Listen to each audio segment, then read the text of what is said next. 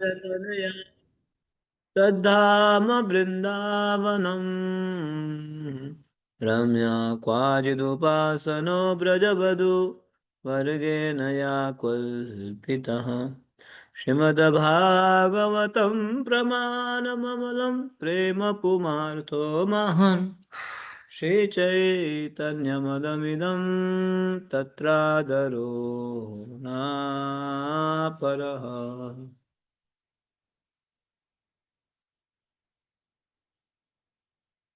हरे कृष्ण।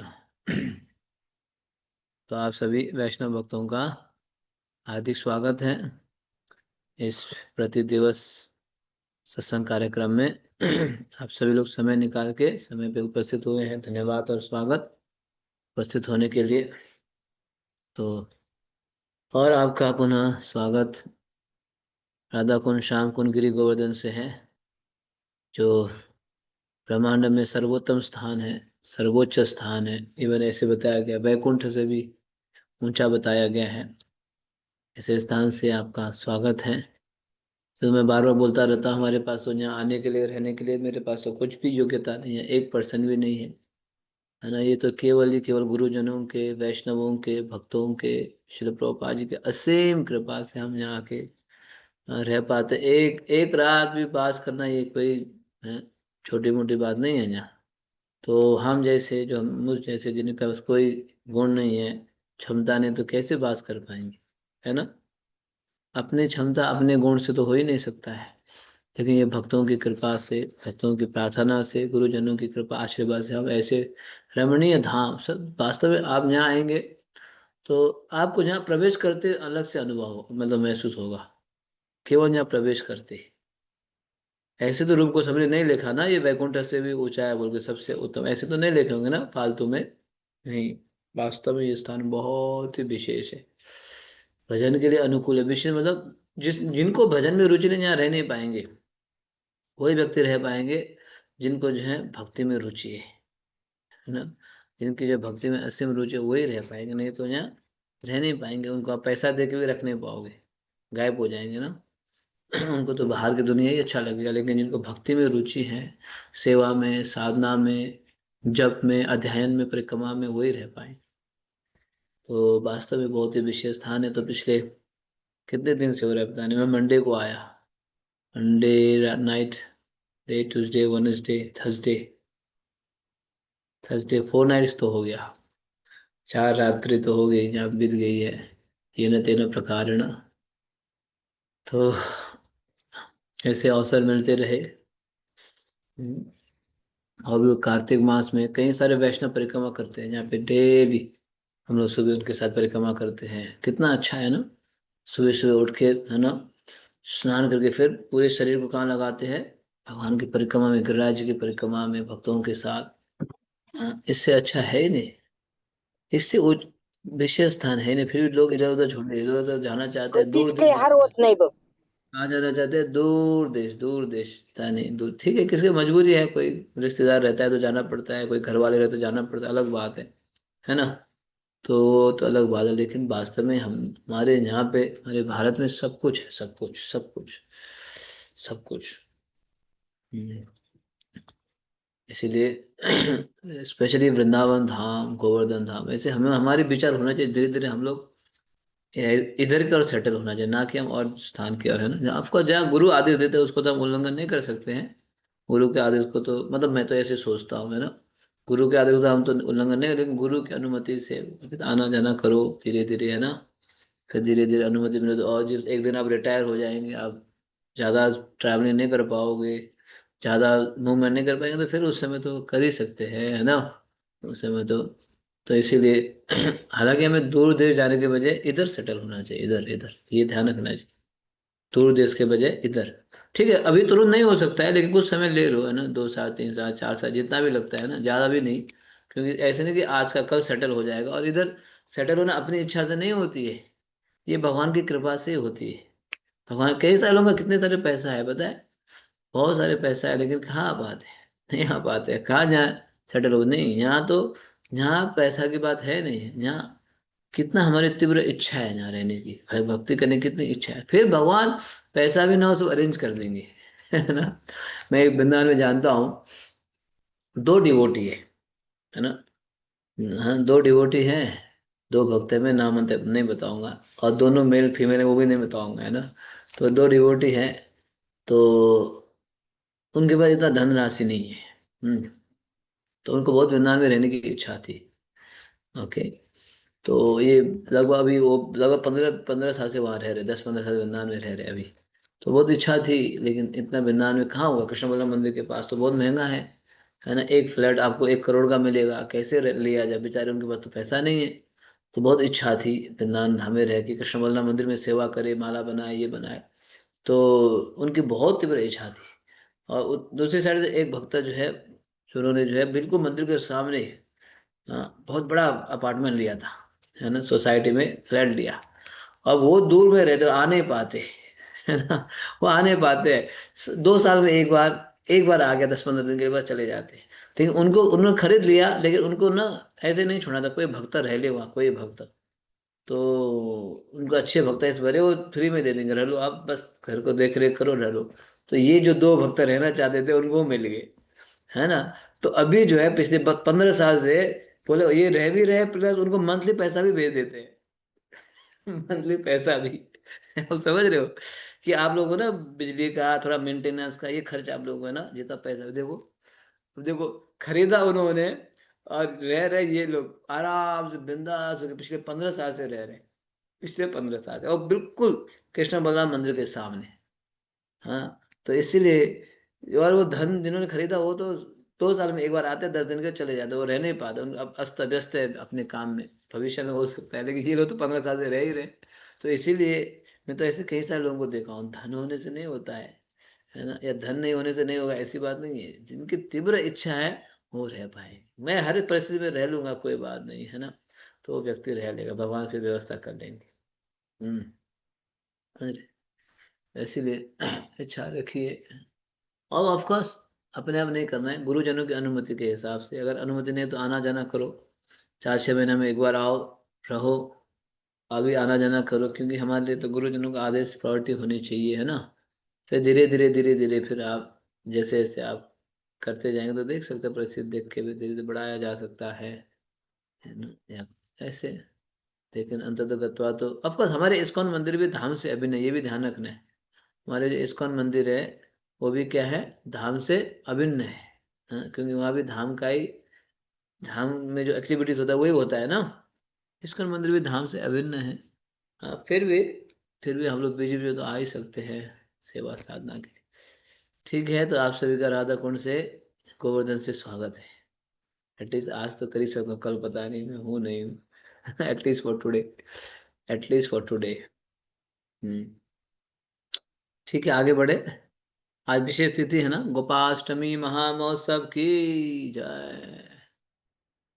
नमो ब्रह्मण्य देवाय, गो ब्रह्मण्य हिताय च, जगदीताय कृष्णाय गोविंदाय नमो नमः। कृष्ण कैसे हैं? नमः ब्रह्मण्य देवाय। भगवान जो है, भगवान होते हुए ब्राह्मणों की पूजा करते हैं, गायों की पूजा करते हैं। गो ब्रह्मण्य हिताय च, भगवान ब्राह्मण और गो दोनों की पूजा करते हैं। आप लोग करते हो गो पूजा? हाँ, करते हो गो पूजा, गो सेवा भी करते हो? नहीं जी, हम तो सिटी के बन गए, हम तो सिटी के बन गए, हमें गाय ना देख रहा है ना, नहीं देखना हमें गाय, हम सिटी के बन गए। अच्छा, आज करा था, किसी वक्त ने आज किया था, नहीं वो तो आज किया, लेकिन रेगुलर कब करेंगे? कम से कम उन्होंने तो आज किया, एटलीस्ट, है ना, इन्होंने तो आज किया, लेकिन फिर धीरे धीरे हम लोग रेगुलर गो सेवा कब करेंगे? हाँ, जेवर में गौशाला खोल दिया जाए, हाथ ऊपर करो, सेवा दे देंगे। गौ सेवा, कुछ नहीं करना है, बस गोबर उठाना है। और जो है गौशाला सफाई करनी है, और जो है उनको चारा देना है, चारा देना है, और दूध निकालना है। ठीक है। हाँ, कुछ कुछ वक्त रेडी है, पहले सीख लो, सीख लो। ऐसे नहीं, अनट्रेन लोगों को हमारे ऑफिस में नहीं लेंगे, है ना। अनट्रेन लोगों को हमारे ऑफिस में नहीं लेंगे, ऑफिस में भी आप जॉब लेंगे तो एक्सपीरियंस पूछते हैं ना, आपका क्या एक्सपीरियंस है। तो बोले नहीं मैं तो अभी नया ज्वाइनिंग है, तो जाओ पहले ट्रेनिंग ले लो, 4 महीना ट्रेनिंग ले लो, होता है ना। अभी आप ट्रेनिंग पीरियड में हो, ट्रेनिंग तब जाके ट्रेनिंग होगा तब। लेकिन जिनका ट्रेनिंग है ऑलरेडी उनको तो सेवा मिल जाएगी। हाँ, तो गौ सेवा, ब्राह्मण सेवा, ये सेवा करनी है, क्योंकि भगवान स्वयं कहते हैं नमो ब्रह्मण्य देवाय गो ब्रह्मण्य हिताय च। ब्राह्मण और गायों की भगवान तो सिर्फ पूजा नहीं, सुबह से चलते थे चराने के लिए, शाम को लौट के आते थे। आगे आगे गैया, पीछे पीछे ग्वाल, आगे आगे गैया, पीछे पीछे ग्वाल, बीच में मेरो मदन गोपाल, बीच में मेरो मदन गोपाल, छोटी छोटी गैया, छोटे छोटे ग्वाल, छोटो सो मेरो मदन गोपाल। छोटो सो है ना, ऐसो है, छोटो सो है, छोटो सो मेरो मदन गोपाल। ऐसे गोपाल, गोपाल भगवान का नाम ही गोपाल है। गोपाल मतलब गाय को पालन करने वाले। लेकिन हम लोग तो नहीं चाहते हैं, तो भगवान इसका मतलब हम भगवान से कितना, क्योंकि क्योंकि आप जिस व्यक्ति से प्रेम करोगे, तो उस जो वो जिस व्यक्ति से प्रेम करते हैं, जो प्रेम करेगा वो आपको भी लाइक होना चाहिए। आप समझ रहे हो, समझ रहे हो। क्योंकि वो व्यक्ति जो जो जो चीज प्रेम करता है वो लाइकिंग आपका भी होना चाहिए, ऐसे मैं सोचता हूँ। है ना, ऐसे होना, लाइकिंग होना चाहिए। तो अगर हम भगवान से प्रेम करते हैं, तो जो भगवान लाइक करते हो हमारा भी लाइक होना चाहिए ना, नहीं होना चाहिए, होना चाहिए ना एटलीस्ट। ठीक है, हम सभी इंडिविजुअल है, वो तो बात सही है, लेकिन भगवान का लाइकिंग, हमारा लाइकिंग होना चाहिए, है ना। तो भगवान जो है गौ सेवा करते हैं, तो हमें भी गौ सेवा जरूर करनी चाहिए। अवसर में तो मैं तो बोलता तो नहीं, मैं भी कहाँ कर पाता हूँ। देखते हैं जीवन में धीरे धीरे अगर व्यवस्था बना तो सीख लेंगे। मुझे भी पता नहीं है गौ सेवा, मुझे भी, है ना, ऑनेस्टली मैं बोल रहा हूँ। तो हो सकता है हमारे जीवन में एक दो गाय आ गई तो हम लोग सीख लेंगे वहाँ धीरे धीरे ना, गाय सेवा करना सीखेंगे। मतलब मुझे सुना तो हूँ, बहुत सुना हूँ, लेकिन करेंगे तो 10-15 दिन में हम लोग सीख जाएंगे अच्छा से, है ना। सीख जाना चाहिए 10-15 दिन में, थोड़ा थोड़ा वो तो कर सकते हैं हम, उनके गोबर उठा सकते हैं, गौशाला को अच्छा से सफाई कर सकते हैं। ये तो क्या सीख रहे हैं, ये तो सब जानते हैं ना। तो उसमें जो है अच्छा से सफाई करके पानी वगैरह छिड़क के सब झाड़ू लगा सकते हैं। फिर गाय को हम चारा दे सकते हैं, ये तो कर सकते हैं। हो सकता है थोड़ा दूध दूध वगैरह गाय दोना वो नहीं आता होगा, ये चीज़ें नहीं आ पाएगा, कौन से सीजन में कैसे रखना है ना, ये हमारे पिताजी से सीख लेंगे। है ना, तो पता चलेगा। तो उन लोगों का एक्सपीरियंस उन लोगों से सीख लेंगे। हाँ, तो लेकिन सीखना चाहिए। आप थोड़ा सोचो ना, भगवान स्वयं गोपाल करते हैं, तो हमें नहीं सीखना चाहिए।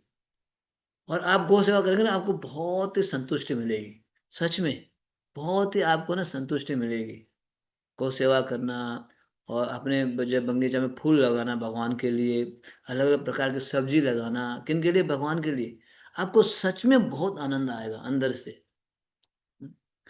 इसी को तो बोलते हैं वर्णाश्रम। प्रभुपाद चाहते थे, अभी हमारा मेरा प्रीचिंग जो है, प्रभुपाद बोलते थे मेरा प्रीचिंग केवल 50% कंप्लीट हुआ है, 50% रह गया। वो क्या है, ये गौशाला खोलना, वर्णाश्रम, सब्जी लगाना अपने खेत में, गेहूं चावल लगाना, है ना, इसको बोलते वर्णाश्रम। फिर अलग अलग लोगों को सेवा में लगाना, हाँ, ये इसको बोलते वर्णाश्रम। वर्ण और आश्रम के हिसाब से सेवा करना, उसमें स्त्री पुरुष सभी सेवा कर सकते हैं। हमारे इस्कॉन में ऐसे हैं, कोई भी व्यक्ति कुछ भी जानता हो ना, हर कला को सेवा में लगा सकता है, हर कला। कोई पेंटिंग जानता है, सेवा में लग जाएगा। कोई जो है खेत वगैरह करना जानता है, उसको वो सेवा में लग जाएगा। कोई जो ड्राइविंग जानता है वो सेवा में लग जाएगा। ऐसे कोई नहीं सेवा में नहीं लगेगा। कोई अकाउंटिंग जानता है, सेवा में लग जाएगा। कोई बैंकिंग जानता है, सेवा में लग जाएगा, है ना। हर व्यक्ति सेवा में लग सकता है, हर व्यक्ति हर कला, कोई सफाई अच्छा से जानता है, सेवा में लग जाएगा। कोई कुकिंग जानता है, लग जाएगा। बताओ, सभी व्यक्ति कुछ ना कुछ तो जानता होगा ना, कुछ ना कुछ तो उसके पास कला है, कुछ ना कुछ। कोई गाना जानता है, सेवा में लग जाएगा। कोई बजाना जानता है, सेवा में लग जाएगा। तो इसीलिए हमें जो है ये वर्णाश्रम धर्म भी लगाना चाहिए धीरे धीरे। खेत वगैरह करना, है ना, सब्जी उगाना, फूल लगाना, गौ सेवा करके जो गाय से दूध निकलेगी ना, वो दूध भगवान की सेवा में लगेगा। अच्छा नहीं है, उसी में व्यस्त रहो, कितना अच्छा है। ऐसे लोग सोचते ही नहीं, लोग सोचते हैं एडवांस जाना है, देश विदेश जाना है, ये खरीदना है, वो खरीदना है, ये लेना है, उसी में व्यस्त है। कभी सोचते हैं अभी सिंपल लाइफस्टाइल लेके भगवान की सेवा करना है तो हम अंदर से कितना संतुष्ट रहेंगे, ये तो कभी कोई प्लानिंग करता ही नहीं है। ठीक है, अपने अपने हिसाब से है ना। कि आगे बढ़ते हैं, तो आज गोपाष्टमी है इसीलिए मैं थोड़ा बता रहा हूँ। तो भगवान जो है गो पूजा की है आज, गोपाष्टमी, हमारे आचार्यों की भी तिरुवा आविर्भाव है आज। ठीक है, आइए ब्रजमंडल परिक्रमा की जय। हाँ, जमुना केली माता जी यूएसए से, आप बोलिए। हरे कृष्ण प्रभु जी। हरे कृष्ण दंडवत माता जी। प्रणाम। गोपाष्टमी महामहोत्सव का प्रणाम सभी वैष्णव के चरणों में, आपके चरणों में। प्रभु जी, मेरी एक विश है, मैं आजीवन गौ गौ गौ माता को लेना चाहती हूँ, तो उसके लिए मैं डोनेट के लिए सोच रही हूँ और भगवान से प्रार्थना कर रही हूँ कि मुझे शक्ति दे। अच्छा, आप एक मतलब एक विश है कि आप आजीवन गौ सेवा करना चाहती हो, जी, मतलब तो यू वांट टू डोनेट। जैसे गाय दत्तक, यस, गाय दत्तक लेते हैं ना, हम्म। गाय को दत्तक लेते हैं, हाँ, एक ही यू वांट गाय। To adopt, you want to adopt a cow. हाँ, तो मैं यस बता ही यस। रहा हूँ, हम लोग जेवर में लेने वाले हैं, तो हाँ, तो सोच लो। मेरा एक विश है। हाँ, हम लोग पूरा जेवर में जीवन। लेंगे तो आप एक गाय आपके नाम से अडॉप्ट कर लो।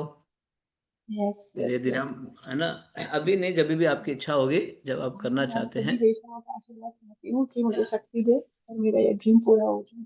हो जाएगा, भगवान पूरा करेंगे। आप इच्छा रखिए, ये बहुत धन्यवाद बड़ी सेवा हो जाएगी, है ना, जी। भगवान के लिए। तो आप, हाँ, भक्त लोग फिर उस जो गाय सेवा करेंगे, उसके बाद जो गाय से जो आएगा गोधन गोरस भगवान की सेवा में ही लगेगा, ना, भगवान की सेवा में। बहुत अच्छा, ऐसे भक्त लोग करते हैं, कुछ कुछ लोग होते हैं, उनके नाम से एक बछड़ा लाइफ टाइम सेवा, एक गाय लाइफ टाइम सेवा, दो गाय लाइफ टाइम सेवा, मतलब हाँ लाइफ टाइम सेवा तो गाय भी खरीद के देंगे, प्लस मंथली उसका एक्सपेंडिचर रहता है, 1,000, 1,500, 2,000, हाँ, जितना भी तो रुपीस होता है वो मंथली कर देते हैं। ऐसे ये तो मैं बहुत आजीवन करना चाहती हूँ। बहुत सेवा तो। यस, मेरा वो स्टे इन मुझे टच माता जी, वो स्टे इन टच। ठीक है, आप यस, संपर्क में श्योर। रहिएगा। जी जरूर। हाँ, अनन्या भक्त को माता जी का नंबर वगैरह ले लीजिए। माता जरूर जी जरूर पहुंच। हमारे अनन्य बस भक्त आशीर्वाद प्रभु है, दीजिए, ड्रीम आपसे जल्दी कांटेक्ट पूरा हो जाए। करेंगे, इसी ग्रुप में तो हम लोग है ही, है ना। ठीक है। हरे हाँ, कृष्ण। हरे कृष्ण, थैंक यू माता जी, प्रभु जी कांटेक्ट कर लेंगे, हाँ। जरूर यस, जरूर। हरे कृष्ण। तो देखो माता जी ने गोपाष्टमी के दिन कितना अच्छा हृदय प्रकट किया। ऐसे हम देखो, हम पर्सनली नहीं कर पाते ना, तो एटलीस्ट जो करते हैं उनको सपोर्ट करना चाहिए, ये भी तो एक सेवा ही तो है। ठीक है, कोई कोई जगह, कोई कोई भक्त लोग ऐसी जगह पे फ्लैट में रहते हैं, तो गाय लेके तो नहीं रख सकते हैं फ्लैट में, है ना। किसी के घर में जो सिटी में होता है तो रख नहीं रख सकते हैं। तो एटलीस्ट हम सेवा करना चाहते हैं, हमारे ओर से जो है, हम जो मेहनत करेंगे उसका फल जो है गौ सेवा के लिए लगाएंगे, थोड़ा बहुत जितना हमसे हो पाता है ना, 0.5% ऐसे, ये भी एक बहुत सुंदर सेवा है, ये भी सुंदर सेवा है। हम्म। थैंक यू, तो इसलिए आप लोग भी सोचिए, हाँ, तो गौ सेवा जरूर प्लान कीजिएगा। आज गोपाष्टमी है। ठीक है, हम चलते हैं गोपाष्टमी के दिन, 24वां दिन, मार्च से मानसरोवर। मार्च से मानसरोवर है, देखो आज मानसरोवर में हम जाएंगे, राधा कृष्ण की सुंदर तस्वीर है यहाँ पे। भगवान मना रहे श्रीमती राधा ने, राधा ने बोले नहीं देखना है आपको, नहीं देखना है ऐसे। आपने चुन्नी से कवर कर लिया फेस को, देखा, फेस को कवर कर लिया ना। तो भगवान बोले नहीं, रोको तो सही, इधर तो देखो, ऐसे भगवान बोल रहे हैं ना, इधर देखो। शिव नहीं नहीं, हाथ से मना कर देना, इसे देखो, एक हाथ से मना कर दे, नहीं देखनी आप, से बोले नहीं देखना है ऐसे करके। लेकिन भगवान बोले नहीं, थोड़ा रुको, इधर देखो। भगवान बोले इधर देखो। तो ये अध्याय पढ़ेंगे, मान सर्व मनाने मनाने वाला अध्याय। यस। हरे कृष्णा प्रभु जी, दंडवत प्रणाम। हरे कृष्ण। 24वां दिन, मार्च से मानसरोवर। आज का गंतव्य है मानसरोवर। सामान्य दिनों की तरह आज हमें अधिक नहीं चलना है, इसलिए हम आरामदायक गति से चलने लगे। सर्द हवा बह रही है, हमारा कीर्तन जीवंत है और हमारा उत्साह संक्रामक। भोर होते ही ब्रजवासी अपने दैनिक कार्य करते दिखाई देने लगे और गांव के बच्चे आनंद पूर्वक तालियां बजाते हुए नाचने गाने लगे। मार्ग से दक्षिण पश्चिम दिशा में कुछ किलोमीटर दूर जाने के बाद हम प्रमुख सड़क से दाएं मुड़े और लक्ष्मी देवी मंदिर की ओर जाने लगे। यह मंदिर बेलवन में यमुना तट पर स्थित है। तो परिक्रमा में कभी कभार तो बहुत चलना पड़ता है, लेकिन कभी कभार बहुत कम भी होता है। तो दोनों हैं, है ना, क्योंकि कभी कवर करना होता है ना, तो 20 25 30 किलोमीटर चलना होता है। जैसे गिरिराज की परिक्रमा हुई है ना, 23 24 किलोमीटर। जैसे डीग से उधर इधर चले जो है बद्रीनाथ की ओर, तो कभी का ज्यादा होता है, लेकिन कभी का बिल्कुल 7 8 किलोमीटर ही होता है। तो फिर श्रवण कीर्तन ज्यादा होता है, कथा वगैरह ज्यादा होते हुए करते हैं। तो आज हमारा कम है। हम कहाँ से जा रहे हैं आज? मार्च से मानसरोवर।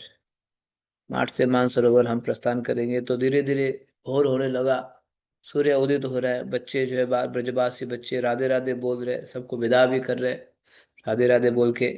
तो करते हुए हम लोग मार्च से निकल पड़े। तो रास्ता में बेलवन भी दिखाई देगा, बेलवन। बेलवन का दर्शन करते हुए हम लोग आगे बढ़ेंगे, ठीक है। तो बेलवन भी एक वन, 12 वन में से एक वन है। बेलवन की लीला सुनिए। यस। बेलवन, बिल्व वन। बेलवन व्रज के 12 वनों में से 10वां है और यमुना तट पर स्थित है। जिस स्थान से हम अभी आए हैं वह माठ भद्र वन में है। बेलवन को श्रीवन भी कहते हैं क्योंकि यही लक्ष्मी देवी भगवान की रासलीला में प्रवेश पाने के लिए तपस्या कर रही हैं। कृष्ण, बलराम एवं ग्वाल बाल इस वन में बेल फलों से खेलने तथा उन्हें खाने आया करते। जब हम यहाँ पहुंचे तो सूरज ऊपर चढ़ रहा था। हाथ जोड़े खड़ी लक्ष्मी देवी को प्रणाम करके हम प्रातःकालीन कथा के लिए मंदिर प्रांगण में बैठ गए।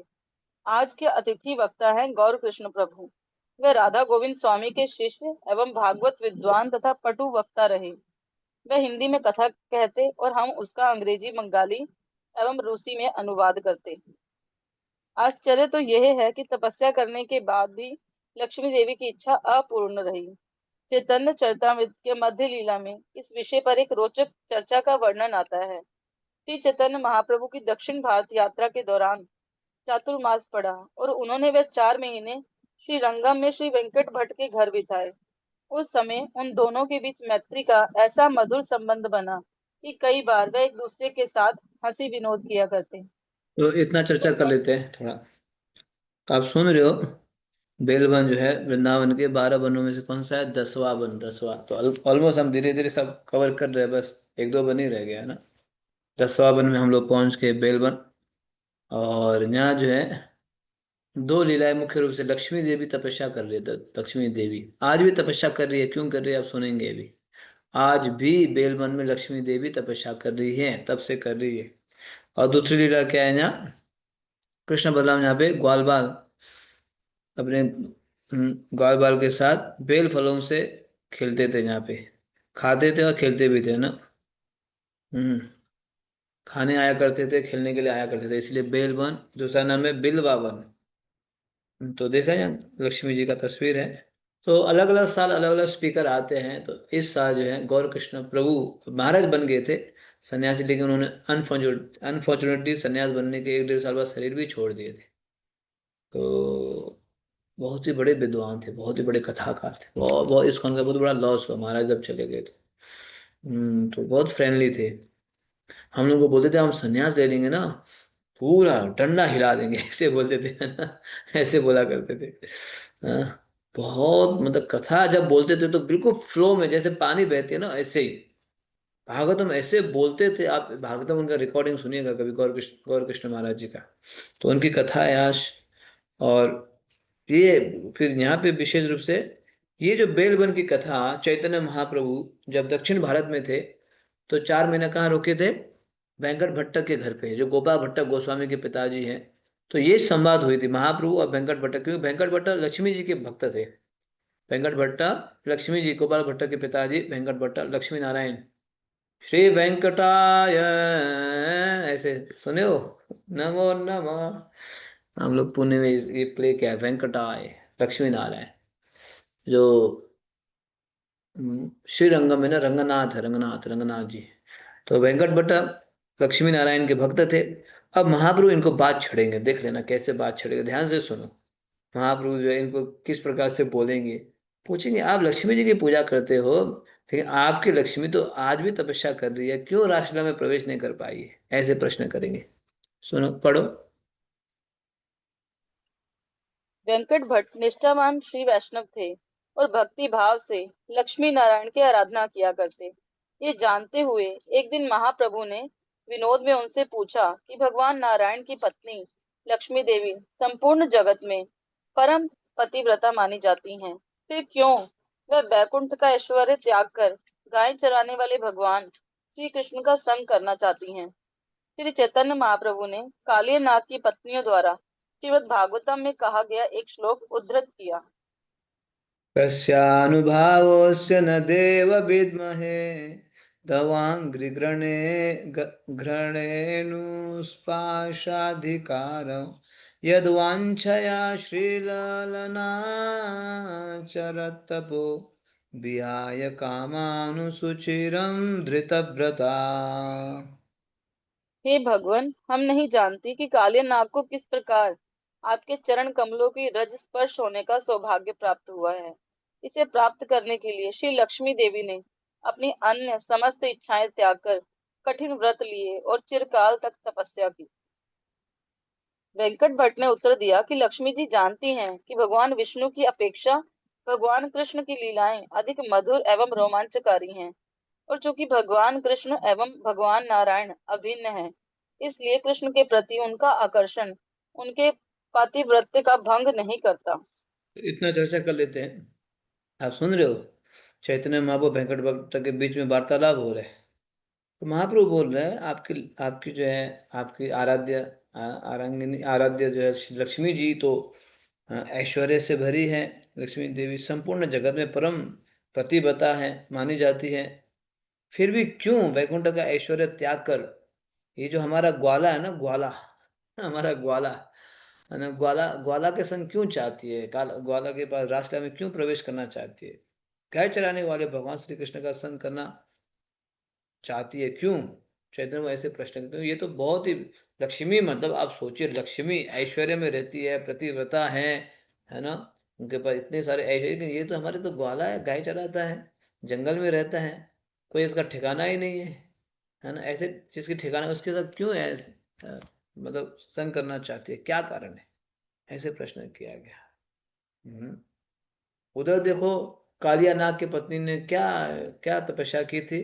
या ऐसे कालिया नाग की पत्नियां बोलते, कालिया ने क्या तपस्या किया था, फिर भी उसके जो है फण के ऊपर, सिर के ऊपर भगवान ने नृत्य किया, कितना वो सौभाग्यशाली है। लेकिन यहाँ पे तो लक्ष्मी जी तो तपस्या भी कर रही है, फिर भी नहीं हो रहा है। हम्म। तो वेंकट भट्ट बोलते हैं क्योंकि लक्ष्मी जी जानती है कि भगवान विष्णु की अपेक्षा भगवान कृष्ण की लीलाएं अधिक मधुर है। क्या जानती है? भगवान विष्णु से तुलना किए तो कृष्ण की लीलाएं मधुर है, और वो जानती जो है विष्णु और कृष्ण अभिन्न है, तो इसलिए रासलीला में भाग लेना चाहती है, संग करना चाहती है, ऐसे बोलते हैं। अब चैतन्य महाप्रभु बोलेंगे थोड़ी देर में, आगे पढ़िए। वेंकट भट्ट को पुनः उकसाते हुए श्री चैतन्य महाप्रभु बोले, निश्चित ही उनमें कोई दोष नहीं है, परंतु हमने ग्रंथों से सुना है कि वह रासलीला में प्रवेश नहीं कर पाएंगे। मूर्तिमान वेदों को रासलीला में प्रवेश प्राप्त हो गया, परंतु लक्ष्मी देवी को नहीं। क्या आप बता सकते हैं कि ऐसा क्यों? वेंकट भट्ट निरुत्तर थे, इसलिए उन्होंने स्पष्टीकरण के लिए नम्रता पूर्वक महाप्रभु से निवेदन किया।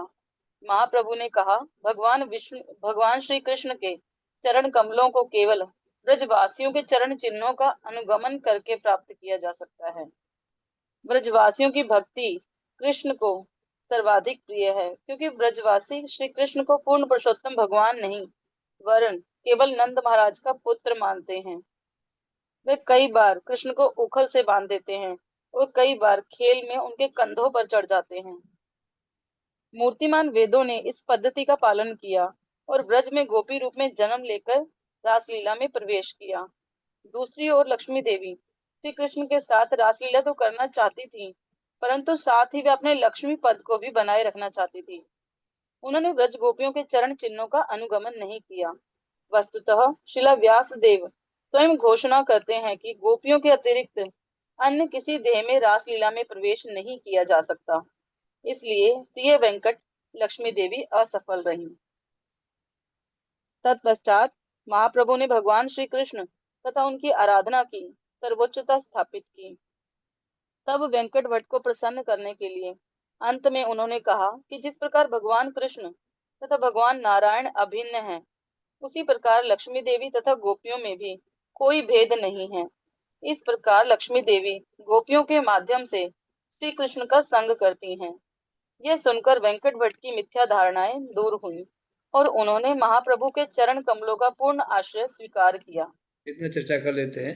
तो आप सुन रहे हो, इस प्रकार से चैतन्य महाप्रभु ने प्रश्न किया। तो लक्ष्मी जी है, पतिव्रता है, उनको क्यों जो है राष्ट्र में प्रवेश नहीं मिला है ना, ये प्रश्न किया।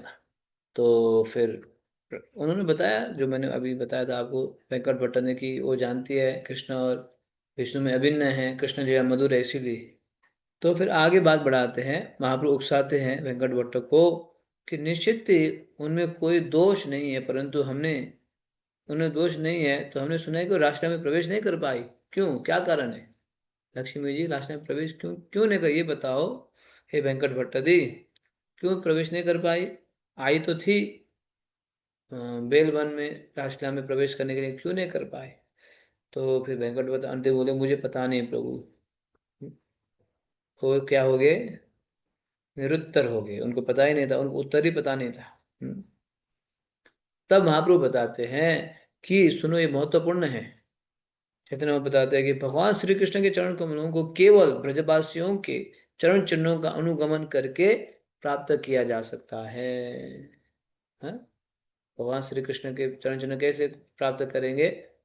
पर किया भावे जहाँ ब्रजेते प्रचार, पर किया भाव में ब्रजवासियों के चरण चिन्हों पे चलना है। हमारे लिए सबसे बड़े ब्रजवासी कौन है? जगत गुरु शिल प्रभुपाद की जय। शिल प्रभुपाद सबसे बड़े ब्रजवासी है, उनके चरण चिन्हों में चलना होगा, तब आगे हम क्या कर पाएंगे? भगवान के जो है लीला में, लीला को दर्शन कर पाएंगे, प्रवेश कर पाएंगे। तो यहाँ बोल रहे कि ब्रजवासी की भक्ति कृष्ण को सर्वाधिक प्रिय है, क्योंकि वो ब्रजवासी कृष्ण को पूर्ण कृष्ण भगवान नहीं वरन केवल नंद महाराज का पुत्र मानते हैं। ये तो नंद महाराज के पुत्र है, जो गोपियां उनको मानते हैं ये हमारे जो है हमारे प्रियतम है। मैया मानते ये हमारा पुत्र है। ग्वाल बाल मानते ये हमारा सखा है। हम्म, और भक्तगण मानते ये हमारे स्वामी है। इस प्रकार से ब्रज भाव के माध्यम से हम सेवा करेंगे, तब जाके भगवान की लीला में प्रवेश कर पाएंगे। लेकिन लक्ष्मी जी क्या किए? लक्ष्मी देवी श्री कृष्ण के साथ रासलीला तो करना चाहती थी, परंतु साथ ही वे अपने लक्ष्मी पद को भी बनाए रखना चाहती थी। मैं ऐसी हूँ, वैसी हूँ, मेरे पास ये उपाधि है, डेजिग्नेशन है, मैं इस जाति की हूँ, ये होता है ना अपना, मैं इस जो है जेंडर का हूँ, मैं जो है इस रंग का हूँ, मेरे पास ये उपाधि है। ये सब चलता रहता है। नहीं, भगवान की प्राप्ति के लिए हम्म, कोई ये सब जरूरत नहीं है। वैसे देखा जाए जाति से रावण तो ब्राह्मण था, हरिदास ठाकुर मुसलमान परिवार में थे, पूजनीय कौन बने? हरिदास ठाकुर बने ना। रावण ने तो अपने जननी को अपहार किया। तो इसीलिए ये सबको जो है महाप्रभु बताते हैं कि लक्ष्मी जी जो है राष्ट्र में प्रवेश करना चाहते हैं, साथ साथ क्या भी चाहती हैं, अपनी लक्ष्मी पद को भी बनाए रखना चाहती है। तो फिर आज तक लक्ष्मी जी तपस्या कर रही है बेलवन में। जब तक तृणादपि नहीं होंगे, जब तक मानस देहा गेहा जो किछु मोर अर्पिलु तुआ पदे नंद किशोर। हे नंद किशोर, मेरे पास जो है मानस, मेरा ना मन, देह शरीर, गेह घर, जो किछु मोर, मेरे पास जो भी है, हाँ, अर्पिलु तुआ पदे नंद किशोर। हे नंद किशोर, आपके चरण कमलों में क्या करता हूँ? अर्पण करता हूँ। अब आप जो करना है करो। Whatever you like to play, my lord, however you like to play, you can play with it. ऐसे बोल पाएंगे भगवान को? हाँ, बोल पाएंगे? फिर बोलेंगे तो अपनी अपनी इच्छा से कार्य नहीं करना है। अच्छा लगे तो भक्ति, अच्छा नहीं लगे तो फिर मस्ती, ऐसे नहीं चलेगा फिर, है ना? समझ रहे हो? कभी तो अपने लिए मस्ती, तो कभी कभार भगवान के लिए भक्ति, ऐसे नहीं चलेगा। नहीं, अर्पण कर दिया मतलब जैसे आप चाहेंगे। फिर भगवान कैसे चाहेंगे, कैसे पता चलेगा? शास्त्र में वर्णन है भगवान क्या चाहते हैं। पत्रम पुष्पम फलम तोयम, ये बताया, मन मना भव मद भक्तो मध्याजिमा सर्वधर्मान परित्याज्य मामेकम शरणम। बस भगवान ये सब वर्णन किए, समझ रहे हो? इस प्रकार से। नहीं तो फिर अपने जो है उपाधि को भी बना के रखेंगे तो फिर लक्ष्मी जी की तरह बहुत जन्म तपस्या ही करते रहेंगे। बहुत सुंदर शिक्षा है ना। ओके, आगे बढ़ाइए परिक्रमा को। कथा के पश्चात हम दलदली भूमि से गुजरे। पैरों तले भूमि इतनी नरम है कि हमारे पैर उसमें धंस सकते हैं। इसलिए हम सूखे स्थानों पर पैर रखते हुए एक पंक्ति में चलने लगे। हमारी दाईं ओर का दृश्य मनोरम है। पास ही यमुना के उस पार पंचक्रोशी वृंदावन है, वही स्थान जहाँ से हमने परिक्रमा आरंभ की थी। यहाँ से हमें मदन मोहन मंदिर एवं अन्य मंदिरों के गुंबद स्पष्ट दिख रहे हैं और हम केशी घाट भी देख सकते हैं। कालिया हृदय यहाँ से अधिक दूर नहीं है। शीघ्र ही हम उस खेत में पहुंचे जहाँ अग्रिम दल ने हमारे नाश्ते की व्यवस्था की है। मानसरोवर यहाँ से पास ही है, परंतु हम प्रयास करेंगे कि धीमी गति से ही वहां पहुंचे, जिससे अग्रिम दल के कार्यों में बाधा न आए। उन्हें हमारे खेमे लगाने एवं अन्य व्यवस्थाएं करने के लिए पर्याप्त समय चाहिए। इसलिए प्रसाद के पश्चात हम एक विशाल वट वृक्ष के नीचे बैठ गए और आगे बढ़ने से पहले काफी देर कृष्ण कथा एवं एक लंबा चर्चा सत्र हुआ। तो अब जो है भक्त लोग कथा कीर्तन कर रहे हैं, आगे बढ़ रहे हैं। कैसे उसमें भूमि पे चल रहे हैं, दलदली सॉफ्ट, ब्रजरज बहुत सॉफ्ट। ब्रज में आगे चल के देखो, come and feel the dust of Braj, ऐसे बोलते हैं ना। You should come and feel the dust of Braj. Feeling मतलब you have to feel the dust of Braj, smell the dust of Braj, touch the dust of Braj. इस ब्रज से ब्रह्मा जी आदि भी ब्रज के रज बनना चाहते हैं, तो उसमें दलदली उसमें रज में चल रहे हैं। अब हम अभी उस पार भी रहे, इस पार भी यमुना जी भी देखा है, यमुना के तट से चल रहे हैं। उस पार पे कौन है तो पता है, बेलबन से देखोगे ना तो आप जो केशी घाट जानते हो ना, केशी घाट, केशी घाट दिखाई देता है। केशी घाट, मदन मोहन मंदिर सब उस पार पे दिखाई देता है।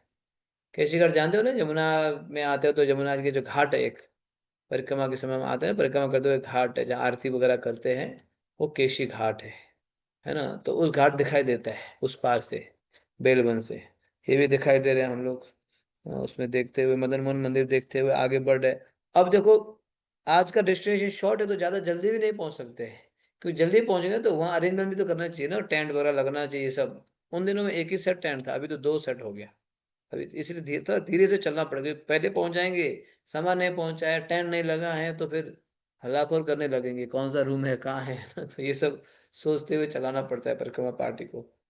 तो इसलिए एक बट वृक्ष के नीचे बैठ गए, बैठ के फिर वहाँ क्या करने लगे, कृष्ण कथा करने लगे। कितना अच्छा है, देखो बट दृश्य देखो, बट वृक्ष के नीचे बैठ के बहुत ही सुंदर रूप से कथा कर रहे हैं। वाह, ये वैकुंठ है, ये गोलोक है। ठीक है, और गोलोक एक्चुअली गोलोक वृंदावन के लिए कहीं जाने की जरूरत नहीं, इसी संसार में रहते हुए आप वैकुंठ में हो सकते हैं। कई सारे लोग जो है संसार में सड़ रहे, तड़प रहे, पता है कई सारे लोग, है ना, भोग विलास में इधर उधर सड़ रहे कई सारे लोग, लेकिन कई सारे लोग आनंद से, इतना आनंद में जीवन बिता रहे हैं। बस उठते ही यहाँ स्नान करके फ्रेश तिलक वगैरह लगा के फिर ठाकुर जी की सेवा में लगे, हरे कृष्ण कृष्ण कृष्ण हरे हरे बोल के परिक्रमा कर रहे, अपने सेव शरीर को लगा रहे। हाँ, फिर उसके बाद जब थोड़ा बहुत विश्राम करेंगे, फिर श्रवण कीर्तन में व्यस्त रहेंगे, उनको पता ही नहीं चलता कौन सा। लेकिन अन्य देखो दूसरे लोग इंद्रिय तृप्ति के लिए दिन रात मेहनत करने लगे, खचा खच। प्रभा बोलते बॉम्बे में जाके तो लोकल ट्रेन में खचाखच, फिर दिन भर वहां काम करेंगे, फिर शाम को खचाखच के लौट के आएंगे, क्या रात्रि को थोड़ा सा इंद्रिय तृप्ति करेंगे, बस उसी में मग्न है। तो इसीलिए इसी संसार में आप देख सकते हैं स्वर्ग और नरक कहाँ है, नरक और स्वर्ग कहाँ है, इसी संसार में देख सकते हैं आप, है ना। इसी संसार में देख सकते हैं, कोई अगर शरीर छोड़ के जाके देखने की जरूरत नहीं है। हम्म। यस, तो आते मानसरोवर में पहुंचते हैं, चलो। मानसरोवर। शीघ्र ही हम मानसरोवर पहुंच गए। मानसरोवर एक सुंदर शांत सरोवर है, जिसके चारों ओर घने वृक्ष लगे हैं। यहाँ श्रीमती राधा रानी का एक मंदिर भी है। भक्तों ने अपना सामान लिया और स्नान करने एवं कपड़े धोने के लिए पास ही स्थित एक हैंडपंप पर आए। क्योंकि आज की यात्रा अधिक लंबी नहीं थी, इसलिए हम अधिक नहीं थके। कुछ भक्त तरोताजा होने के लिए मानसरोवर में तैरने लगे। दोपहर में प्रसाद के पश्चात हम और अधिक कृष्ण कथा के लिए एकत्र हुए। इस बार हमने श्रीमती राधा रानी के मान पर चर्चा की। क्योंकि इसी से स्थान का नाम मानसरोवर पड़ा। मान का सरल अर्थ है नाराज होना या रूठ जाना। समय समय पर श्रीमती राधा रानी श्री कृष्ण के प्रति दिव्य मान का प्रदर्शन करती, विशेष रूप से तब जब श्री कृष्ण उनकी उपेक्षा करके चंद्रावली एवं अन्य गोपियों का संग करते। जब श्रीमती राधा रानी इस भाव का प्रदर्शन करती हैं, तो वह माननी कहलाती हैं। इस संबंध में श्रील प्रभुपाद की रचनाओं से उस घटना को उद्धृत करते हैं जिसमें श्रीमती राधा रानी रूठ गई और अत्यंत कठिनाई के बाद ही श्री कृष्ण उन्हें मनाने में सफल हो पाए। मान अथवा क्रोध के विषय में गीत गोविंद में निम्नलिखित प्रसंग मिलता है। जब श्रीमती राधा रानी ने कृष्ण को अन्य अनेक गोपियों के संग देखा, तो अपनी विशिष्ट ख्याति को मंद होता देखकर उन्हें जलन होने लगी। इसलिए वह तुरंत वहां से चली गई और ऐसे पुष्प कुंज में पहुंची जहाँ काले भंवरे गुंजन कर रहे थे। तब स्वयं को लताओं के पीछे छिपाकर वह अपनी एक प्रिय सखी के सम्मुख अपना दुख सुनाने लगी। जब श्री कृष्ण ने देखा कि श्रीमती राधा रानी वहां नहीं है, तो वह अन्य गोपियों को छोड़कर राधा रानी की खोज करने लगे। उन्हें राधा रानी कहीं नहीं मिली और अंततः उन्होंने यमुना तट पर स्थित एक कुंज में प्रवेश किया। अपने व्यवहार पर ग्लानि व्यक्त करते हुए वह राधा रानी से विरह पर शोक करने लगे। कुछ ही देर में श्रीमती राधा रानी की एक सखी कृष्ण के पास आई और उनसे विरह में दुखी अपनी स्वामिनी की स्थिति का वर्णन करने लगी। सखी बोली, राधिका बस रोती जा रही है और आपके स्मरण में तल्लीन है। पीड़ा इतनी तीव्र हो गई आवाज कट हो रहा है। पीड़ा इतनी तीव्र हो गई है कि वह हाँ कठिनाई करे। से अपने प्राणों को धारण कर पा रही है। उनकी पीड़ा इतनी तीव्र हो गई है कि वह कठिनाई से अपने प्राणों को धारण कर पा रही है। अब आवश्यकता पड़ी मध्यस्थता करने की। कृष्ण ने तुरंत उस सखी को संदेश देकर भेजा कि राधा रानी के विरह में वे कितने पीड़ित हैं। इतना ही नहीं, सखी ने श्रीमती राधा रानी को सूचना दी कि कृष्ण उत्सुकता पूर्वक कुंज में उनकी प्रतीक्षा कर रहे हैं और वे यथाशीघ्र जाकर कृष्ण से भेंट करें। परंतु वहां जाने के बजाय श्रीमती राधा रानी लताओं के एक सुंदर कुंज में प्रविष्ट हो गई। तब उन्होंने अपनी सखी को अपने प्रियतम श्याम के पास यह संदेश देकर भेजा कि वह उस कुंज में कृष्ण की प्रतीक्षा कर रही है और वे वहां आकर उनसे मिल लें। सखी ने कृष्ण से कहा, हे गोपीनाथ, आपकी किशोरी प्रत्येक स्थान एवं प्रत्येक वस्तु में आपको देख रही है। भ्रमित हो वे काले अंधकार को अपने प्रिय श्याम सुंदर समझकर उसका आलिंगन कर लेती हैं। आपके विरह में उनका शरीर तप रहा है और वे पगला गई हैं। हे माधव, कृपया देर न करें। परंतु कृष्ण को पहुंचने में देर हो गई। वस्तुतः श्रीमती राधा रानी ने रोते एवं शोक करते हुए उनकी प्रतीक्षा में पूरी रात बिता दी।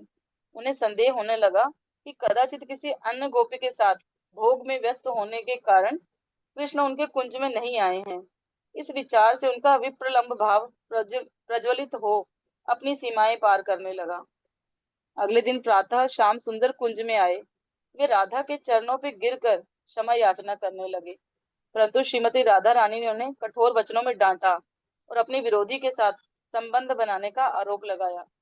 उन्होंने कहा, कृष्ण, तुम्हारे शरीर के साथ तुम्हारा मन भी काला है, क्योंकि तुमने एक सच्चे प्रेमी को धोखा दिया है। उस गोपी के पैरों पर लगा लाल आलता स्पष्ट तुम्हारे वक्षस्थल पर दिखाई दे रहा है। हाय, उसके प्रति तुम्हारा आकर्षण अब स्पष्ट हो गया है। चले जाओ, मीठी बातें बनाना बंद करो, यहाँ से चले जाओ। तुम उसी कमल नयनी प्रीतमा के पास जाओ जो तुम्हारे मन को संतुष्ट करती है। कृष्ण के जाने के बाद श्रीमती राधा रानी और अधिक हताश हो गई। उनकी सखी ने उन्हें सांत्वना देने का प्रयास किया और सुझाव दिया कि वे अपने मान को त्याग दें, परंतु राधा रानी दिन भर उसी पीड़ित अवस्था में वहां बैठी रही। संध्या समय जब श्री कृष्ण पुनः उस कुंज में लौटे, तब भी राधा रानी वहीं बैठी थी। उस समय तक उनका क्रोध शांत हो चुका था। उनका मुख पीला पड़ गया था और वह जोर से श्वास ले रही थी।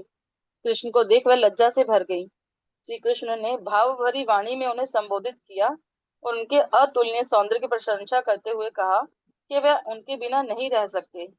विनीत भाव में वह श्री राधा से क्रोध का त्याग करने की विनती करने लगे। तब उन्होंने ये प्रसिद्ध श्लोक कहा, स्मर गरखण्डनं मम शिरमण्डनं देहि पदपल्लवम् उदासरम् उदारम्। हे राध हे राधे तुम्हारे चरण कमल में हे राधे तुम्हारे चरण कमल मेरी सारी इच्छाएं पूरी करेंगे, इसलिए कृपा इन्हें मेरे सिर पर रख दो। मैं कामदेव की अग्नि ज्वालाओं में दहक रहा हूँ। कृपया अपने शीतल चरण कमलों के स्पर्श से मुझे इस पीड़ा से मुक्त करो। इतना चर्चा राधे। कर लेते हैं। बहुत ही सुंदर ये लीला आप सुन रहे हो। प्रसंग बहुत ही सुंदर है, सुना? हाँ, किस प्रकार से जो है श्रीमती राधा रानी मान लेके बैठी है। तो ये लीला बहुत ही प्रसिद्ध है वहाँ पे मानसरोवर में। तो अभी भक्त लोग पहुंचे वहाँ मानसरोवर, अपने टेंट में पहुंच गए और सामान वामान लेके टेंट में। कुछ भक्त जो है फ्रेश होने के लिए, तरोताजा होने के लिए फिर जाके कामचा वामचा निकाल के मानसरोवर में नहाने भी लगे, है ना। फिर तब तक दोपहर का फिर यहाँ पे कथा होगी, कथा मानसरोवर की कथा। मान का अर्थ क्या है? मान का सरल अर्थ है नाराज होना या रूठ जाना, रूठ जाना, है ना। नाराज होते हैं ना, नाराज होते हैं नहीं होते, रूठते हैं नहीं रूठते, है ना, रूठ जाते हैं नाराज क्यों? क्योंकि इसीलिए रूठ जाते हैं श्रीमती राधा रानी की ये कृष्ण देखो, ये कृष्ण जो है हमारे पास नहीं आते हैं, ये कहाँ चले जाते हैं? चंद्रावली के पास चले, अन्य गोपियों के पास चले जाते हैं ना। ऐसे मिशन करके जो है नाराज होने लगते हैं। और ऐसे कृष्ण तो जाते भी है, कृष्ण जाते थे, है ना। कृष्ण कभी जो है विरजा के पास जाते थे, कभी जो है चंद्रावली का। चंद्रावली और राधा रानी बिल्कुल है, दो बहन थी, बहन थी लेकिन अपोजिट पार्टी। बिल्कुल राधा रानी को चंद्रावली का नाम सुनते ही जो है वो कान बंद, नहीं सुनना है चंद्रावली का नाम, है ना। चंद्रावली, चंद्रा मतलब चंद्र, कोई कभी चंद्र के नाम चंद्र भी आया तो फिर नहीं सुनना होता है। हाँ, लेकिन कृष्ण उधर भी जाते थे चंद्रावली के पास, राधा रानी के पास भी, विरजा के पास। कृष्ण तो आदि पुरुष भगवान है, वो जा सकते हैं, है ना। कृष्ण आदि पुरुष है ना। तो कृष्ण जो कभी इधर कभी उधर हर जगह जाते, राधा रानी को पता चला उस समय। प्रतीक्षा कर रही थी ना बेचारी, बहुत दिन से प्रतीक्षा कर रही, रात्रि में प्रतीक्षा कर रही थी। तो लेकिन करते करते आए नहीं, जिस समय पे पहुंचना था आए नहीं। पुष्पों के कुंजों में प्रतीक्षा कर रही थी, तो नहीं आया तो फिर राधा रानी चले गई। जिस स्थान पर वो रखे, तो बहुत देर तक प्रतीक्षा करने के बाद नहीं आया तो वो कुंजों में चले गई। और जब कृष्ण को पता चला राधा रानी नहीं है, तो ढूंढने लगे कहाँ है कहाँ है कहाँ है। तो राधा रानी नहीं मिली तो वो और बहुत दुखी हुए, उधर से ये दुखी कृष्ण ने, इधर से ये दुखी, है ना। जहाँ जहाँ मतलब मीटिंग पॉइंट दिया था ना, वो राधा ने तो बहुत देर प्रतीक्षा की ना, कृष्ण ही नहीं पहुंचे। तो लेट पहुंचे तो पहुंचे तो थे ही नहीं, वो तो इतना तो कब तक प्रतीक्षा कर पाएगी, है ना। थी नहीं। तो फिर राधा रानी नाराज हो गई, बहुत नाराज हो गई। ये देखो ये ऐसे ही करते हैं, ये कलुए काले, है ना। शरीर के साथ साथ इनका मन भी काला है ना। ये सब ऐसे डांट मतलब सोचने लगी, है ना। तो फिर तब तक सखी आती है, सखी आके बोलती है राधा रानी बहुत दुखी है आपके विरह में, बहुत प्रतीक्षा करके दुखी है एक कृष्ण। तो कृष्ण बोले मैं भी तो दुखी हूँ, है ना। तो उन राधा को बोलो ना मिलने के लिए, मैं तो तैयार हूँ मिलने के लिए। तो ठीक है, ठीक है, हम उनको संदेश देंगे, तो आप इस कुंज में आ जाना इतने बजे, है ना। तो वे टाइम दे, तब भी कृष्ण लेट पहुंचे देखो। सेकंड टाइम में लेट पहुंचे तो राधा और नाराज नहीं होगी। चलो फर्स्ट टाइम तो हो गया, दोनों दुखी थे, सेकंड टाइम में लेट पहुंचे तो फिर राधा ने फिर और नाराज हो गई ना। तो लास्ट ही फिर मिले, तो मिले तो क्या मिला कि राधा ने बोली देखो देखो देखो, है ना, आपके उसमें जो है बक्षस्थल में क्या दिखाई दे रहा है? उन गोपियों के जो है चरण में लगा हुआ अलता। अलता समझ रहे हो? पैर में लगाते हैं जो रेड कलर का लगाते हैं ना, कभी अलता तो कभी कुमकुम, तो ये सब दिखाई देता था भगवान के शरीर में, है ना। जो गोपियों के शरीर में पाया जाता तो भगवान के शरीर में दिखाई देता था अलता कुमकुम। ये तो प्रमाण है आप इधर उधर होके आए हो, है ना। ये सब पता चल रहा है ना। तो श्रीमती राधा रानी का मुंह ना बेचारी बहुत दुखी, उनका मुंह पीला पड़ जाता था, पीला सूख जाता था, पीला पड़ जाता था, बेचारी बहुत दुखी थी, बहुत दुखी। महापुरुष प्रभु लिखते हैं ये इन लीलाओं को ना भौतिक संसार से हम तुलना नहीं कर सकते, कंपेयर नहीं कर सकते। ये आध्यात्मिक जगत की लीलाएं हैं, ट्रांसेंडेंटल पास टाइम है ये, है ना। तो फिर अंत में जो है कृष्ण बोले ठीक है राधे मैं स्वीकार करता हूँ, प्लीज प्लीज प्लीज। चरण पकड़ते हैं भगवान, देखो चरण पकड़े, देखा कृष्ण जो है श्रीमती राधा रानी के चरण पकड़ रहे, क्या करने के लिए? मनाने के लिए। क्योंकि राधा रानी मानी नहीं बन के बैठी है, मान लेके, है ना। क्या बोलते हैं? स्मर गला खंडनम मम शिरसि मंडनम देहि पद पल्लवम उदारम। हे राधे, सुनो क्या बोले, हे राधे, तुम्हारे चरण कमल में मेरी सारी इच्छाएं पूरी करेगी। भगवान बोल रहे, भगवान ये बात भक्त नहीं बोल रहे, भगवान बोले, हे राधे, तुम्हारा जो चरण कमल ना मेरी सारी इच्छा को पूरी करेगी, इसीलिए कृपया इन्हें मेरे सिर पर रख दो, है ना। यहाँ पे शिरसि मंडनम, मेरे सिर पर रख दो राधे, रख दो। हाँ? मैं जो है व्याकुल हूँ, कामदेव के अग्नि ज्वालाओं में दहक रहा हूँ। कृष्ण के पास भौतिक कामना, ये भी ध्यान रखिए, बार बार बोल रहा हूँ, है ना, भौतिक कामनाएं नहीं है, ये उनकी विरह लीला है। तो भगवान ने स्वयं क्या किया, श्रीमती राधा रानी के चरणों को दबाया राधा रानी को मनाने के लिए। राधा रानी बहुत हट लेके बैठी, नहीं, आपको बहुत प्रतीक्षा की, आप नहीं आए, और दोबारा आपको टाइम दिया फिर भी नहीं आए, थर्ड टाइम आए तो आपके जो है ये सब चीजें मुझे दिखाई दे, ये सब, है ना, अल्ताफ वगैरह ये सब आपके उसमें जो दिखाई दिया, आप चंद्रावली के पास क्यों जाते हो, क्या है मुझ में क्या कमी है ना। इस प्रकार से राधा रानी मनाया करती थी, श्रीमती राधा रानी, है ना। हम्म। तो फिर इस भगवान तत्वगता उनके चरण पकड़ लेते, मैं आपके विरह में रह नहीं पाऊंगा राधे, तुम्हारे विरह में रह नहीं पाऊंगा, प्लीज दूर मत जाओ। और राधा रानी भी यही बोलती थी, प्रभु राधा रानी भी कहाँ रह पाती थी, हालांकि मान तो ले लेती थी, है ना, नाराज हो पाती थी, लेकिन उनको भी बहुत मुश्किल पड़ जाता था, बहुत मुश्किल बेचारी, दिन रात देखो, जब मुंह रात को नहीं सो पाती थी, उनका मुंह जो है पूरा पीला पड़ जाता था, है ना, और सूख जाता था, तो वो भी विरह में रह नहीं पाती थी, प्रतीक्षा करते हो, तो अंदर तो भगवान चरण पकड़ के मना रहे। ये तो आगे पढ़िए। रात्रि होने हाँ। तक कृष्ण ने श्रीमती राधा रानी को पूरी तरह उनका मान त्यागने के लिए मना लिया।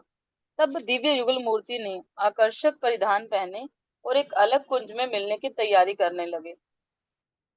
राधा रानी इस मिलन के लिए सज रही थी और उनकी दक्ष सखियां अपनी बातों से उनके मिलन की उत्कंठा को बढ़ाने लगी। अंततः इस प्रकार मान लीला समाप्त हुई और राधा कृष्ण पुनः एक होकर कुंज में अपनी गुह्यम लीलाओं का रसास्वादन करने तो लगे। आपने सुना, तो अंत तो गत्ता भगवान ने चरण वरण पकड़ के मसाज करके अंत तो गत्ता क्या कर लिया, मना ही लिया, है ना। हाँ, मना ही लिया। सच में उन्होंने हृदय से मनाया, ऐसे नहीं कि बस टाइम पास के लिए बनाया है, नहीं, उन्होंने हृदय से बनाया, है ना। राधे प्लीज, आपको तुम्हारे बिना मैं रह ही नहीं सकता हूँ। और राधा रानी भी नहीं रह पाती थी, तो बनाया, फिर उनके लिए फिर मिलन के लिए एक कुंज को अरेंज किया, ओके ठीक है, सब रेडी हो गया, माइंड सेट हो गया, एक कुंज अरेंज किया मिलने के लिए, फिर राधा कृष्ण वहां पे मिले। और श्रीमती राधा में बहुत ही सज धज के मिलने के लिए चलेगी। इस प्रकार से ये मान लीला हुई है, मान लीला। लेकिन अभी सुनो, यह महत्वपूर्ण बात आएगा कि इस मान लीला से संबंधित। हाँ जी। मानसरोवर के मार्ग में एक इमारत है। कई अवसरों पर मैं इसके भीतर गया हूँ और वहां श्रीमती राधा रानी के चरण पकड़े श्री कृष्ण का सुंदर चित्र देखा है। स्वयं को बार बार ये स्मरण दिलाना आवश्यक है कि जब तक हम अपनी भौतिक आसक्तियों से मुक्त होकर पर्याप्त रूप से शुद्ध नहीं हो जाते, तब तक हम राधा कृष्ण की इन लीलाओं की गहराई में जाने का प्रयास ना करें, अन्यथा हमारा आध्यात्मिक जीवन कठिनाई में पड़ जाएगा। ये गुह्यम लीलाएं कृष्ण भक्ति का चरम शिखर है और हमें चाहिए कि हम इन्हें अत्यंत सम्मान पूर्वक शिरोधार्य करें। सामान्यतः हम अपरिपक्व अवस्था में उन विषयों पर चिंतन चर्चा करने लगते हैं जिसके लिए हम अभी तक योग्य नहीं हैं। हमें सदैव इस खतरे का स्मरण रखना है। हम्म। तो ये जो है, अब हमारे भक्त लोग जो है ये सब मान लीला का के बारे में सुने, दर्शन किए, वहाँ वहाँ जो है राधा रानी जो है मान ही नहीं भर के बैठे, वो भी दर्शन करते हैं। तो यहाँ लिखा गया इन लीलाओं को जो हमें नकल नहीं करना चाहिए, है ना। क्यों, यहाँ क्या लिखा गया है, जब तक हम अपनी भौतिक आसक्तियों से मुक्त होकर पर्याप्त रूप से शुद्ध नहीं हो जाते, तब तक हम राधा कृष्ण की इन लीलाओं की गहराई में जाने का प्रयास न करें, है ना। अच्छा, राधा कृष्ण भी तो करते थे, चलो हम भी करेंगे इसी प्रकार से, है ना। नहीं नहीं नहीं, नहीं नहीं नहीं नहीं। चलो, कृष्ण भी अनेक गोपियों में लीला करते थे, हम भी कर लेंगे, नहीं कर सकते। भगवान भगवान को नकल नहीं कर सकते, भगवान कुछ भी कर सकते, भगवान गिरिराज जी उठा सकते हैं, हम लोग उठा सकते हैं। भगवान जो है कालिया के साथ लीला कर सकते हैं, हम लोग एक सांप देखे तो उछल जाएंगे, भाग जाएंगे, छिपकली देखे तो जो दरवाजा बंद कर लेंगे। तो क्या भगवान से क्यों तुलना करना, नहीं कर सकते, नहीं कर सकते। आपको एक चीज बताता हूँ, यहाँ भी वर्णन नहीं है। जब भगवान ने ये जो आपने लिखा ना, ये श्लोक अभी मैंने पढ़ा था, स्मर गल खंडनम मम शिर मंडनम, ये जयदेव गोस्वामी ने लिखा है, जयदेव गोस्वामी। जयदेव गोस्वामी मायापुर में चंपाहाटी बोल की जगह है, हम लोग गए थे, आपको याद होगा, वहां पे लिखे थे। तो इसको बोलते हैं गीत गोविंद। गीत गोविंद बोलते हैं, गीत गोविंद। तो जो गीत गोविंद लिख रहे थे, मान लीला के बारे में लिख रहे थे अपने पुस्तक में। जब गीत गोविंद ये प्रसंग आया कि भगवान श्री कृष्ण राधा रानी को मनाने के लिए चरण स्पर्श किए थे, ये बात आई तो वो लिख नहीं पाए। जयदेव गोस्वामी नहीं, हो नहीं सकता है। भगवान कैसे चरण स्पर्श कर सकते हैं ना। भगवान है त्रिलोकीनाथ है, उसने हमने क्या कर दिया, अपने कलम को नीचे रख दिया, चलो मैं मेरे से अभी लिखा नहीं जाएगा। तब तक वो अपने पैन को नीचे रखे स्नान करने के लिए चले गए। कौन? जयदेव गोस्वामी। उनकी पत्नी का नाम है पद्मावती।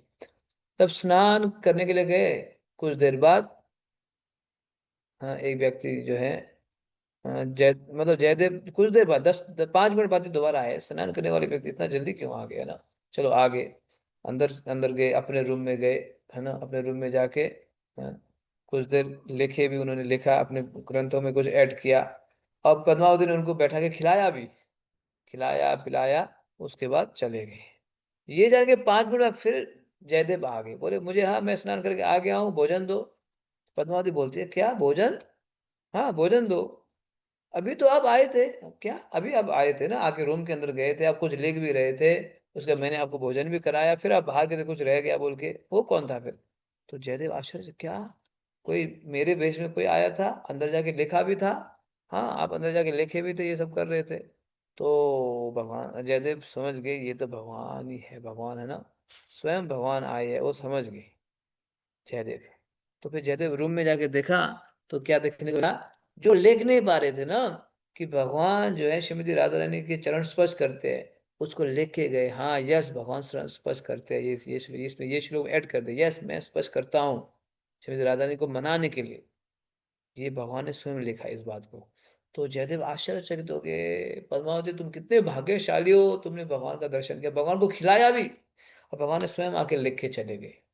देखा, तो भगवान ऐसे मनाते हैं। भगवान की दिव्य लीलाएं हैं। हाँ, ये दिव्य लीलाएं हैं राधा कृष्ण। इस संसार में तो केवल रिफ्लेक्शन है, लेकिन राधा कृष्ण के बीच में वास्तव में होता है एक दूसरे के साथ स्नेह प्रेम, है ना, प्रेम। लेकिन ऑफ कोर्स इस भौतिक संसार में इसको हम नकल नहीं कर सकते हैं। यस, तो अब सुनिए, स्नान के बारे में सुनिए यहाँ पे। गर्ग संहिता में मानसरोवर पर हुई एक अन्य मधुर लीला का वर्णन आता है। महान संत आसुरी मुनि ने राधा कृष्ण के दिव्य स्वरूपों पर ध्यान करते हुए नारद पर्वत पर तपस्या की थी। एक दिन राधा कृष्ण उनकी आंतरिक ध्यानावस्था से अदृश्य हो गए। मुनि अत्यंत निराश एवं चिंतित होकर चारों दिशाओं में भगवान को खोजने लगे। वे बद्रिकाश्रम गए, क्षीर सागर में स्थित श्वेत द्वीप गए, बैकुंठ गए और यहाँ तक कि गोलोक भी गए, परंतु उनके सारे प्रयास विफल रहे। गोलोक में भगवान के गोप मित्रों ने उन्हें सूचना दी कि भगवान इस समय बौद्धिक जगत में गए हैं और वहां वामन देव एवं कृष्ण गर्भ रूप में अवतार लिया है। आसुरी मुनि दौड़कर यहाँ पहुंचे, परंतु यहाँ भी कहीं उन्हें कृष्ण दिखाई नहीं दिए। तीव्र विरह का अनुभव करते हुए आसुरी मुनि अंततः कैलाश पर्वत पर शिवजी के धाम पहुंचे। शिवजी ने प्रेम पूर्वक उनका स्वागत किया और उनकी निराशा भरी कहानी सुनकर उन्हें सूचना दी कि इस समय भगवान वृंदावन में अपनी रासलीला की तैयारी कर रहे हैं। शिवजी ने कहा कि वे स्वयं रासलीला के दर्शन के लिए जा रहे हैं और यदि मुनि चाहे तो उनके साथ चल सकते हैं। किंतु वहां पहुंचने पर इन दो महान भक्तों को रास स्थली में प्रवेश की अनुमति नहीं मिली। द्वारपालिकाओं ने कहा, हमारे जैसी लाखों द्वारपालिकाएं वृंदावन में सर्वत्र फैली हैं। श्री कृष्ण ने रास स्थली का पहरा देने के लिए हमें नियुक्त किया है। इस रासलीला में श्री कृष्ण ही एकमात्र पुरुष हैं। उनके अतिरिक्त यहाँ केवल गोपियां हैं। हे मुनिवर, यदि आप भगवान श्री कृष्ण के दर्शन करना चाहते हैं तो पहले मानसरोवर में स्नान करके आइए, तब आप गोपी बन जाएंगे और कदाचित आपको प्रवेश मिल सकेगा। तब भगवान शिव एवं आसुरी मुनि ने गोपी का रूप प्राप्त करने के लिए मानसरोवर में स्नान किया। इस प्रकार वे रास मंडल में प्रवेश कर सके, जहां उन्होंने भगवान एवं उनकी नित्य संगिनियों के साथ अद्भुत रासलीला के दर्शन किए और उनकी स्तुति की। इस प्रकार उनके हृदय आनंद से भर उठे। ये और एक लीला है, आप सुन रहे हो, मानसरोवर में स्नान करने की लीला। कौन से मुनि थे? आसुरी मुनि। हाँ, आसुरी मुनि तपस्या कर रहे थे, साधना कर रहे थे। तो तपस्या करते करते उनके हृदय के अंदर वो राधा कृष्ण को दर्शन कर रहे थे, है ना, हृदय के अंदर। तो अचानक हृदय के अंदर दर्शन, तपस्या में तप में दर्शन करे तो अचानक अदृश्य हो गए। तो फिर ढूंढने लगे, कहाँ है राधा कृष्ण, अभी तो मेरे हृदय के अंदर थे, दर्शन दे रहे थे, लेकिन अभी अचानक कहाँ अदृश्य हो गए। तो ढूंढने लगे ये। कौन ढूंढने लगे? आसुरी मुनि। बद्रिकानाथ गए, बद्रिकाश्रम गए, क्षीर सागर में गए, श्वेतद्वीप गए, बैकुंठ गए, इत्यादि ढूंढ रहे थे। तो अंत तो मतलब गोलोक में चले गए। कहाँ है भगवान? जिन भगवान को मैं हृदय में देख रहा था वो कहाँ अदृश्य हो गए। तो बोले भगवान तो अभी जो है मृत्यु लोक में रासलीला में गए, जाओ रासलीला में वही वही मिलेंगे, है ना। तो तब तक जाने के प्रयास करे तो शिव जी बोले मैं भी जा रहा हूँ, चलो दोनों मिलके जाते हैं। आसुरी मुनि और शिव जी रासलीला में प्रवेश करने के लिए आ गए, वृंदावन में। तो रास्ता देखो यार, रास्ते का पिक्चर भी है। प्रवेश करने के लिए जा रहे थे, गेट में स्टॉप, आप नहीं जा सकते। क्यों? क्योंकि आपका बॉडी जो है मेल बॉडी है? यहाँ पे जो है आपको गोपी का शरीर चाहिए। तो क्या किया जाए उसके लिए? क्या करो, जाओ मानसरोवर में डुबकी लगाओ। मानसरोवर में डुबकी लगा निकलेंगे तो आपका शरीर गोपी बनेगा, फिर आ जाना। तो दोनों गए, डुबकी लगाए, डुबकी लगा निकले तो शिव जी और जो है, हाँ, आसुरी मुनि, कौन उनका शरीर क्या बन गया? गोपी का शरीर। फिर आके राष्ट्र में प्रवेश कर पाए। तो हम भी जब स्नान करते तो भक्तों को बोलते हैं अब निकलेंगे तो ध्यान रखना, है ना। शरीर जो है गोपी का शरीर ना बन जाए। लेकिन गोपी का शरीर तो नहीं बनेगा, लेकिन गोपी के शरीर का भाव को लेना पड़ेगा। भाव, भाव, गोपी का भाव क्या है? सेवा भाव, है ना। तो ये दोनों फिर रासलीला में प्रवेश, इसलिए आज भी वृंदावन में शिव जी है गोपेश्वर। उनको साड़ी वगैरह भी पहनाया जाता है शिव जी को, साड़ी वगैरह, है ना, सिंदूर वगैरह, कंगन वगैरह, ये सब ऑफर किया जाता है क्योंकि शिव जी वृंदावन में गोपेश्वर के रूप में विराजमान है। ये आज भी दर्शन किया जाता है वृंदावन में। तो ये भाव है मानसरोवर का। Yes, last question. वृंदावन के गोपेश्वर महादेव मंदिर में हम गोपी रूप में भगवान शिव के दर्शन कर सकते हैं। प्रातः समय वे अपने सामान्य शिवलिंग रूप में होते हैं और दोपहर समय वे गोपी वेश धारण करते हैं। गोपेश्वर महादेव ब्रजधाम के 4 क्षेत्रपालों में से एक हैं। वरिष्ठ वैष्णवों द्वारा कथा कहे जाने के बाद हमने अपना नियमित सायंकालीन कार्यक्रम आरंभ किया। संध्या आरती, दामोदर अष्टक एवं नाटिका। आज हमने कृष्ण को एक गोपी के घर से माखन चुराते देखा।